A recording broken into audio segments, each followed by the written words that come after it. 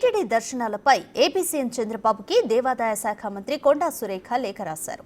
TTD అధికారులు AP ముఖ్యమంత్రి ఆదేశాలను సరిగ్గా పట్టించుకోవడం లేదని చంద్రబాబుకు మంత్రి కొండా సురేఖ ఆ లేఖలో తెలిపారు.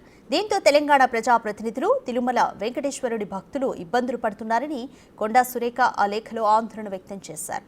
టీటీడీ అధికారులు తెలంగాణ భక్తులను అనుమతించకపోవడంపై తీవ్ర గందరగోళం నెలకొంటుందని ఏపీ సీఎం చంద్రబాబు దృష్టికి మంత్రి సురేఖ తీసుకెళ్లారు. ఇటీవల ఏపీ ప్రభుత్వం ఇచ్చిన మార్గదర్శకాల ప్రకారం తెలంగాణకు చెందిన ఎమ్మెల్యేలు, ఎమ్మెల్సీలు, ఎంపీలు తిరుపతి దేవుడి దర్శనం కోసం సిఫార్సు లేఖలు ఇవ్వడానికి అనుమతించబడినందుకు తాము సంతోషంగా ఉన్నామని, వాటిని టీటీడీ అధికారులు పరిగణలోకి తీసుకోవడం లేదని, దీనిపై వెంటనే చర్యలు తీసుకోవాలని పేర్కొన్నారు.